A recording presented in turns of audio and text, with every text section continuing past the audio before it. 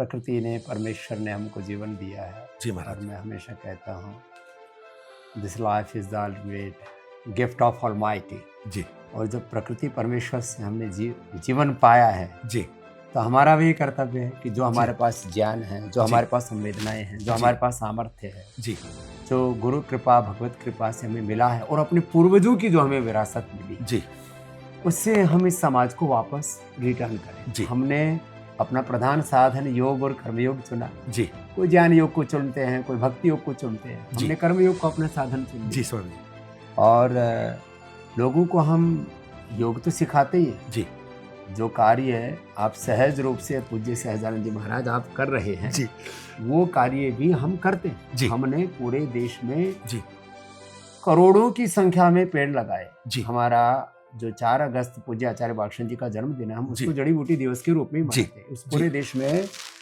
ब्राह्मी, शंखपुष्पी, आंवला, एलोवेरा, गुलरी, तुलसी, नीम से लेकर के हल्दी, छोटे छोटे वनस्पतियों, पेड़ पौधों से लेकर के जी। फलदार वृक्ष, जी माने रजवाहों के किनारे, जी। नहर के किनारे, सड़कों के किनारे, खेतों में, डोलों के ऊपर हमने करोड़ों पेड़ लगाए। जी।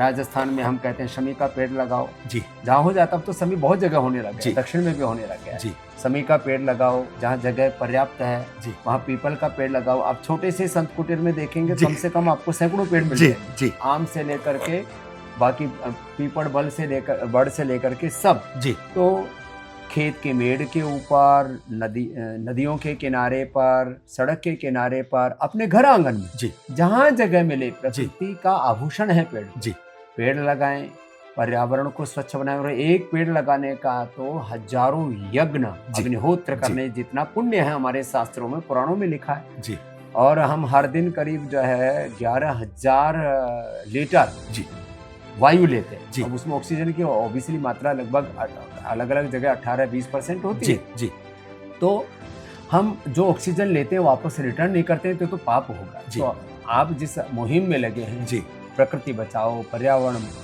बचाओ, पेड़ लगाओ। जी और ये जो ग्रीन अर्थ, जी हरी भरी सस्य श्यामला होगी धरा, जी तो इसको तो हम माँ कहते हैं। जी तो माता भूमि पुत्र हम पृथ्व्या है, जी। ये तो हमारा वेद का उद्घोष है। जी और दूसरा, पर्यावरण बिगड़ता है जी जब हम खेत में यूरिया, डीएपी आदि डालते हैं। बिल्कुल ठीक। उससे केंचुए मरते हैं, जी उससे बहुत सी कीट मरते हैं जो हमारे जीवन रक्षक हैं, जी जो प्रकृति पर्यावरण के रक्षक हैं। जी। एक जैव विविधता से अपने आप प्रकृति में एक संतुलन बनता है ना। हमने 1 लाख से ज्यादा एकड़ जमीन को कुदरती खेती के ऊपर लाने के लिए ट्रेनिंग दी है जी। किसानों को। जी और पिछले दिनों मोदी जी ने भी जिन किसानों को सम्मानित किया जी और कुदरती खेती के लिए, उसमें आधे किसान पतंजलि से ही प्रशिक्षित जी थे। जी